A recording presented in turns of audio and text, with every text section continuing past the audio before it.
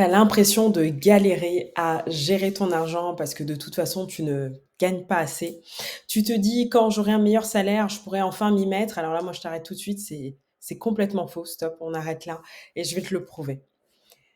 Dans cette vidéo, tu vas comprendre pourquoi le problème n'est pas juste ton revenu, comment reprendre le pouvoir même avec un petit salaire et les erreurs à éviter qui te coûtent cher chaque mois.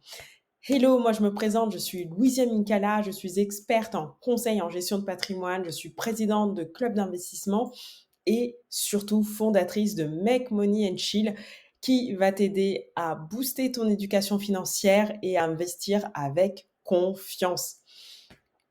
Donc le premier principe, quand tu penses que le faible montant de ton revenu est un frein, c'est de se dire que tu ne gagnes peut-être pas assez, mais tu perds beaucoup plus que tu ne le crois, d'accord? Il y a cette statistique, donc il y a une étude de l'INSEE qui a été faite qui montre que plus de 60 des personnes vivant en dessous de 2 000 € ne tiennent pas de budget. Donc celles qui s'en sortent le mieux n'ont pas forcément le meilleur salaire, mais les meilleures habitudes. C'est ce qu'il faut retenir. Gérer son argent, ce n'est pas attendre d'être riche. C'est apprendre à faire avec ce qu'on a maintenant, tout de suite. Sinon quoi? Sinon tu passes ta vie à courir après un revenu qui n'arrivera jamais, jamais assez vite pour toi. Moi, je te donne un exemple concret de Sarah, 34 ans. Elle gagne 1 600 € par mois. Donc avant, elle finissait à découvert, tous les mois. En 3 mois, elle a mis en place un budget simple, arrêter les micro-dépenses invisibles, comme, par exemple, se prendre 4 cafés par semaine à l'extérieur, hein, des abonnements à oublier, dont des abonnements à plus de 12 € par mois et grâce à ça, elle a pu mettre de côté 120 € par mois. Donc en 1 an, ça représente 1440 € d'épargne. Bref, c'était pas magique, hein, ce qu'elle a mis en place, mais c'était juste stratégique et ça lui a permis d'arriver du point A au point B, sans douleur. Deuxième principe à mettre en place, toi tu te dis que comme tu n'as pas assez, tu vas pas pouvoir, progresser. Alors qu'en fait, c'est juste que tu n'as pas les bons outils. Les outils sont la base. Il y a un mythe courant qui dit que: «Bon, je peux pas épargner parce que, j'ai pas assez, du coup, je vis au jour le jour» et si justement c'était ça la problématique? C'est peut-être pour ça que tu dois apprendre à gérer, parce que tu as peu, de revenus à disposition. Donc gérer son argent, faut bien se le dire, hein, ce n'est pas être radine, ce n'est pas l'idée, hein et moi je suis vraiment contre ça, de se frustrer, à fond et puis finalement de se faire aucun plaisir et juste être dans la gestion. Mais c'est vraiment reprendre le contrôle petit à petit pour ne plus te sentir piégé, pour que tu puisses vivre les choses sereinement. Moi, je te propose un exercice simple.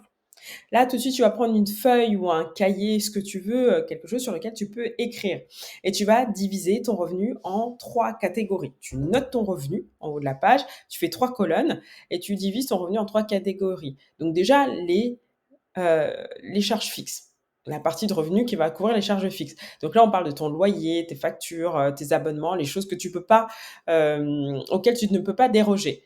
Les variables, donc ça va être les courses, les sorties, les dépenses du quotidien et la troisième colonne avec les invisibles, les dépenses invisibles, donc tout ce qui est petit achat compulsif, hein, comme on a pu citer précédemment, les cafés, les commandes à emporter type Uber Eats ou autre, Bolt ou Uber, alors qu'on pourrait marcher, prendre le métro ou en tout cas trouver une autre solution.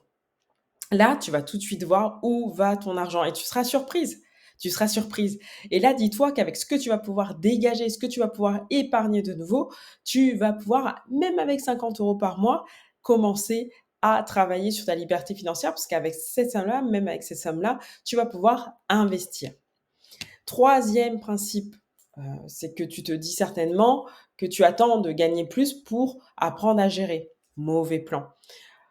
Gagner plus, c'est génial, hein. Franchement, il y a pas à dire, c'est super et puis, mais en général, l'euphorie dure 2, 3 mois. Parce que si tu sais pas gérer un SMIC ou un revenu plus faible, que ce que tu t'apprêtes à gagner, tu sauras pas gérer 3 000 €, tu sauras pas gérer 5 000 €, tu sauras pas gérer 10 000 €. Pourquoi? Parce que les problèmes, financiers que tu as pu avoir, ils vont se déplacer avec toi. Ils ne disparaissent pas si tu n'as pas, heu mis en place une structure, un système clair pour justement t'organiser financièrement. Pour te dire, selon la Banque de France, près de 20% des personnes en situation de surendettement ont des revenus supérieurs au SMIC. Donc ça n'a rien à voir avec le montant du revenu, mais aussi beaucoup avec l'organisation qu'on va mettre en place derrière. Donc voilà, donc c'est important de pouvoir faire le point là-dessus et de comprendre comment tu utilises ton argent. Donc si tu veux de l'abondance financière, en fait, il faut commencer par maîtriser ce que tu as là tout de suite.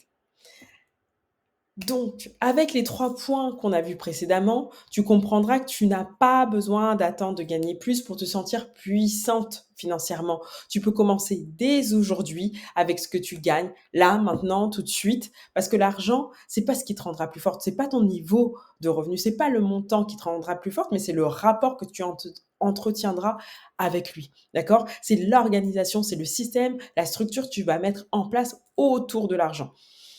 Moi, ce que je te propose, parce que c'est jamais évident de prendre ce chemin seul, et c'est pour ça que je suis là, et aujourd'hui, je t'offre un appel de clarté pendant lequel tu pourras me poser tes questions et surtout pendant lequel je vais pouvoir t'apporter des clés concrètes pour amorcer ta transformation financière. Donc, le lien est juste en dessous. N'hésite pas à cliquer et à booker ton appel. Réserve ta place maintenant et on se retrouve pour la prochaine vidéo.